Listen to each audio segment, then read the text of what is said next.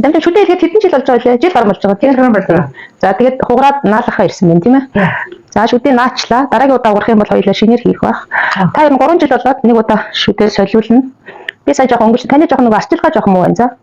Ийм зориултын хийм шүдний ийм сойз байдгийг. Энэгээр угаана. Нөгөө ширүү үстэй сойзор угаахаар шүд бас ингэж жоохон хөдөлгөөн орох гэдэг. Та ширүү үстэй сойзор угаад байсан байх тийм ээ. Тийм тэгээд давхар бас энэгээр жоохон наагаад өгчүүл зүгээр гэдэг чинь энэ корека гэдэг. Энэ нөгөө нэг хийм шүдний Тэрнээ тийм үү? жоохон дүрхэн. Тийм ингээд их төрхөл бас илүү гарчих гэдэг. Энэ тодорхой хэмжээний дараа өөр аяндаас авчин. Тэгэхээр цэвэрлээд эргээд наагаад байна. Танд аягүй тухтай мэдрэмж төрүүлэн заа юу. Тэгээд дээр нь хөдөлгөөнгөө юм идэхэд завсраар нэгдэж явах юм орохгүй. За ингээд хөдөлгөөнгөө 1 минут ингээд барихад шүднээ сайхан тогтчихно. Ер нь аягүй сайн зүгээ сайн юм идчихэж байгаа юм байна уу тийм ээ? Юм даах нь тэр байна уу? Тэгвэл юм даах нь тэр үү? Гайгүй. Тийм. Орон цогтаачаад аваад энэ корекогийн тань төчөөд өгөө заяа. Энэний нөгөө нэг юм ариутгын уусамж нь бас байдаг яг энэ дээр. Тэрэндээ хийгэнгүүт ингээ бүр химийн аргаар бүр аригдчих. Их үрээд ахад начаас жоо хөдлөө орсон байх шүү.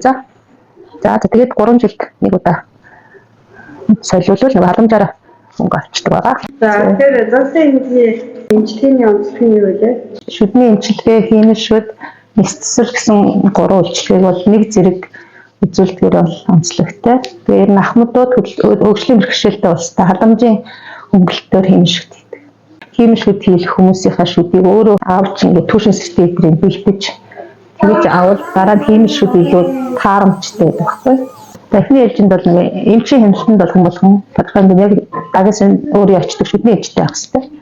За тэгээд орой унтахтаа тогтмол шүдэ угаана. Яг үйлчлэгчдээс харахад бол зарим хүмүүс нь оройдоо шүдэ угаадаг ялангуяа.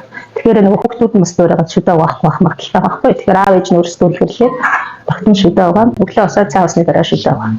Энийг угахдаа 3 минут. Би хүмүүстэй өгдөг зөвлөгөө нь болохоор 3 минут 9 цаг байдаг шүү дээ. Хүүхдүүдэд тийм 9 цаг аваад өчгөө гингүүд. Тэгээд ер нь хүүхдүүд ингээ эмнэлгээр ирээд үзүүлээд энэ чинь ингээд яг шүдний ингэ цаарсан байна мэн хэлээд өгөнгүүд очиад гэртээ очиод угаах нь хамаагүй сайжирч.